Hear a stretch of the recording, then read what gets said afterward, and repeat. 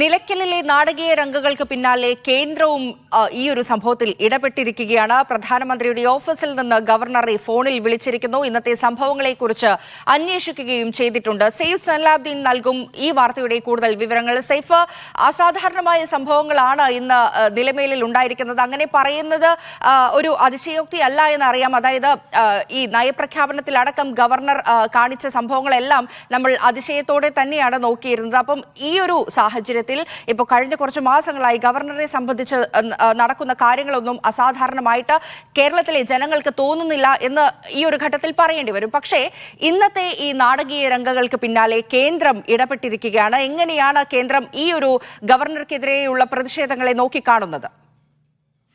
പാരിഷ നേരത്തെ സൂചിപ്പിച്ച പോലെ തന്നെ ഒരു സാധാരണ സംഭവം ഗവർണർ ആരിഫ് മുഹമ്മദ് ഖാനിൽ നിന്ന് സാധാരണഗതിയിൽ ഉണ്ടാകുന്ന ഒരു സംഭവമായിട്ട് തന്നെ നമുക്ക് അതിനെ കാണേണ്ടിയിരിക്കുന്നു. ഇതല്ല ഇതിനപ്പുറം ചിലപ്പോൾ അദ്ദേഹത്തിന്റെ ഭാഗത്ത് നിന്ന് ഉണ്ടാകാനുള്ള സാധ്യതയും തള്ളിക്കളയണം. നമ്മൾ ഈ രണ്ടും കൽപ്പിച്ച് എന്നൊക്കെ പറയാറുണ്ട്. ഇത് 3, 4, 5 ഒക്കെ കൽപ്പിച്ചാണ് എന്ന രീതിയിലാണ് ഗവർണറുടെ ഇടപെടൽ ഉണ്ടാകുന്നത്. ഈ 3, 4, 5 ഒക്കെ എന്താണെന്ന് അദ്ദേഹത്തോട് തന്നെ ചോദിക്കുകയെന്നാണ്. ഒരു കേന്ദ്രത്തിന്റെ ഇടപെടലാണ് അദ്ദേഹം ഉദ്ദേശിക്കുന്നത് എന്ന സൂചന രാവിലെ തന്നെ ഉണ്ടായിരുന്നു. കാരണം റോഡിന്റെ സൈഡിൽ ഇരുന്നുകൊണ്ട് പ്രധാനമന്ത്രിയെ വിളിക്ക്, അമിത്ഷായെ വിളിക്ക് എന്നൊക്കെ അദ്ദേഹം പറയുന്നുണ്ടായിരുന്നു. ഒടുവിൽ അമിത്ഷായുടെ സെക്രട്ടറിയെ ഫോണിൽ വിളിച്ച് അദ്ദേഹം സംസാരിച്ചു. അതിനുശേഷമാണ് അല്പസമയം മുമ്പ് പ്രധാനമന്ത്രിയുടെ ഓഫീസിൽ നിന്ന് ഗവർണറെ വിളിച്ച് കാര്യങ്ങൾ തിരക്കി എന്ന് നമുക്ക് മനസ്സിലാക്കിയെടുക്കാൻ കഴിയുന്നത്.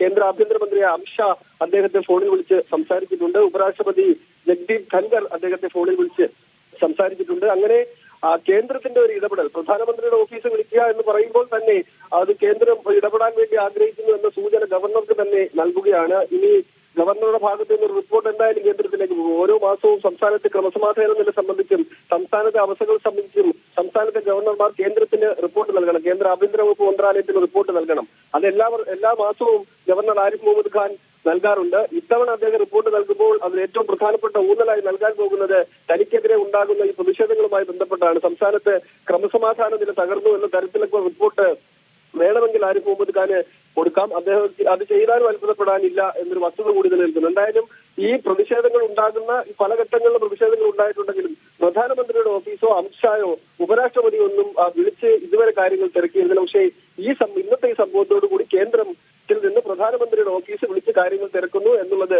ഗൗരവ സ്വഭാവത്തിലാണ് സംസ്ഥാന സർക്കാരും കാണുന്നത്.